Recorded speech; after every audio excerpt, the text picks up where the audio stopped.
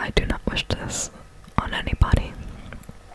If anything like this has happened to you, I'm so sorry. We're gonna be talking about two women, one who was married, one who was in a relationship.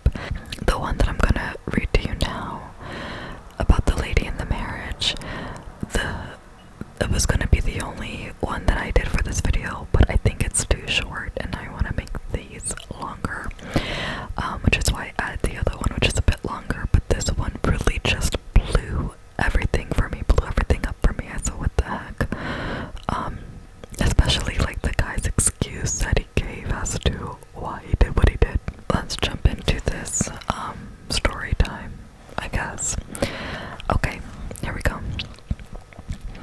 Eddie and I met on a dating app, fell in love quickly, and were married within a year. I never had any reason not to trust him, or to think that he was lying to me, and I'd like to think that I'm a very smart woman. Well, I used to think that. Now I don't trust my own judgment anymore.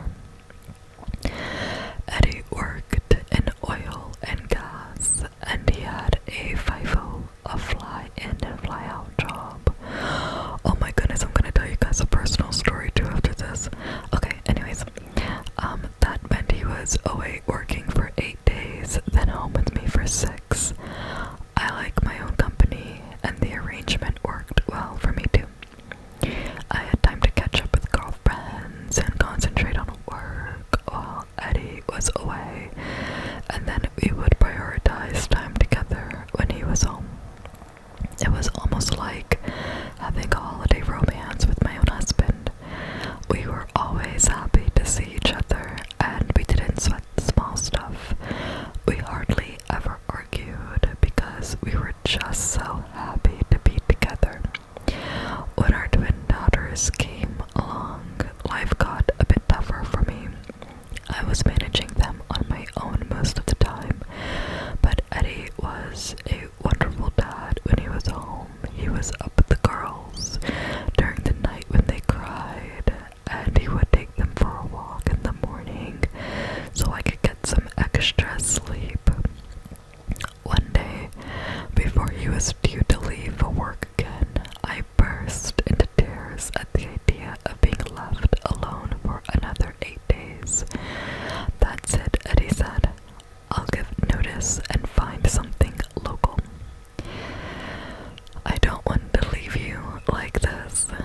You can't do that, I sniffled. You won't be able to make this kind of money anywhere else. It's all a part of our plan. I'll be alright. I just need some sleep.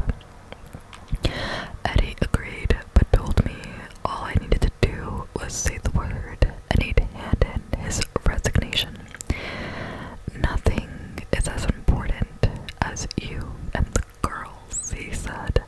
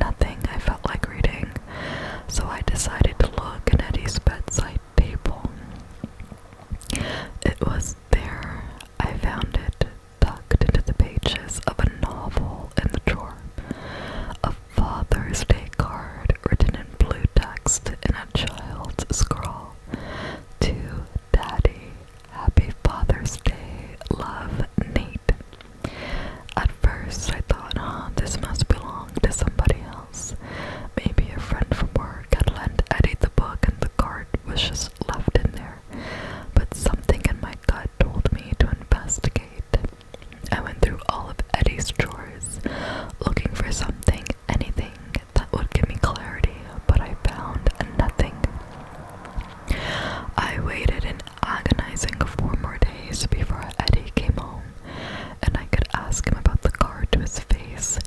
There was no way I was going to talk about it on the phone. I needed to see his reaction first,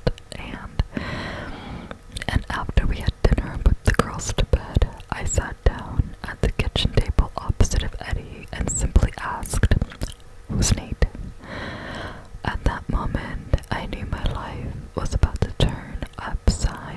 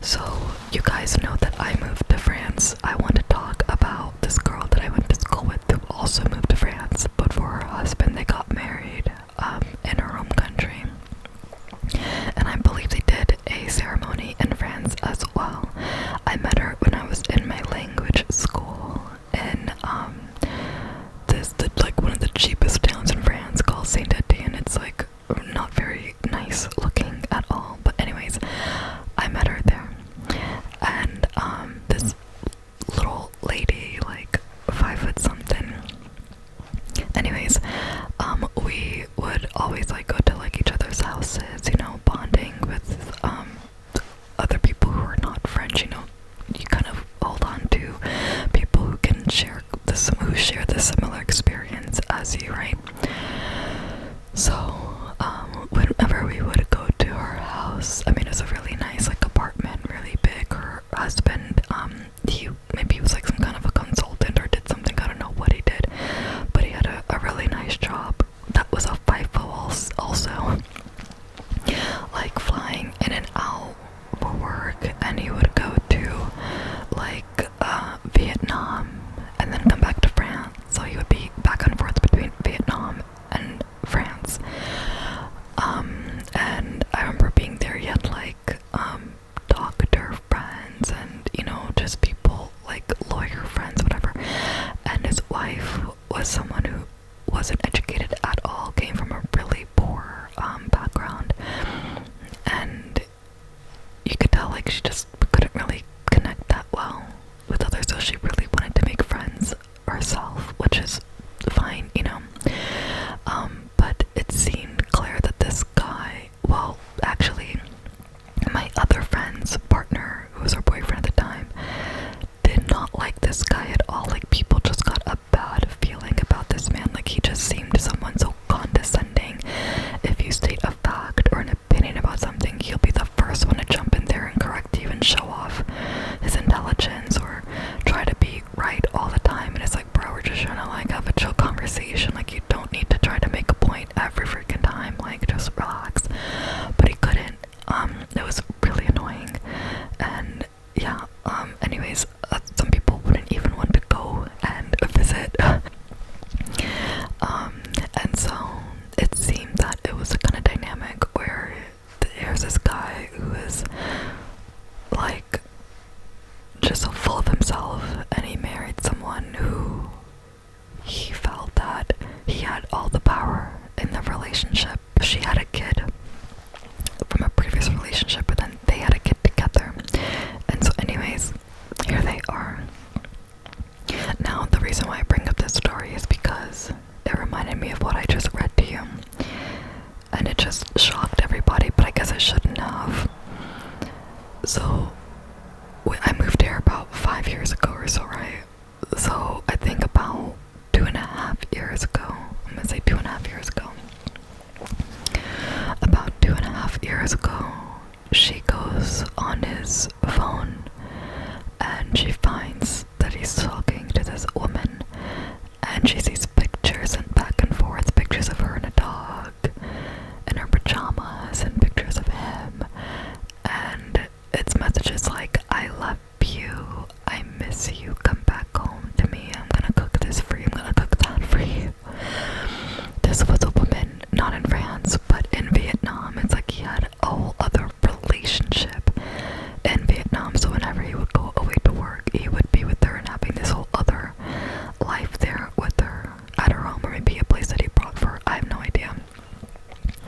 But clearly, they were having a relationship that went on for quite a while. And she actually confronted him about this, but I don't think that he stopped or anything, because the thing is that he knew that she couldn't do anything about it, which was the most devastating thing, and it devastated her. She couldn't leave. Financially, she couldn't do it. And she depended on him fully. And I think at some point she just kind of stopped looking, stopped searching, and just had to just accept it. And she actually had another child with him as well. I wish her the best. Like, I said, this happened like the last time I got an update, I think it was like last year. I wish her the best, but I just thought, oh my goodness, moving to another country for a relationship, like, sometimes it can go really well and other times it can go freaking bad, and you can really find yourself stuck in a situation. Okay, so this one's titled How I Discovered My Boyfriend's Double Life. Trust is the cornerstone of any grown-up relationship. When entering into one that's even semi-serious, it's natural to have some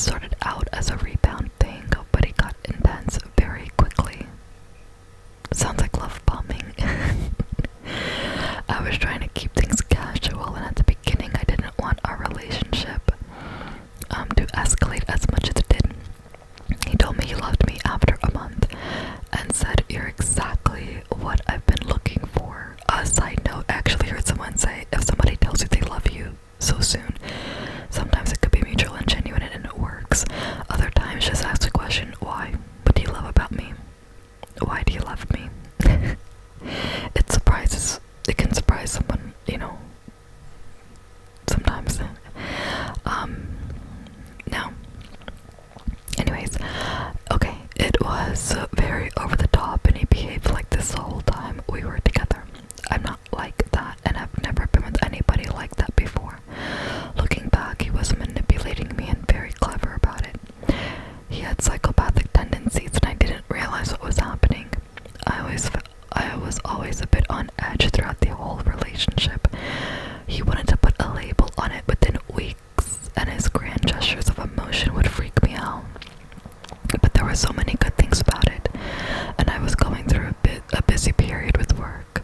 I obviously did really like him. He was sweet, nice, and very romantic. Otherwise, I wouldn't have stayed with him for a year.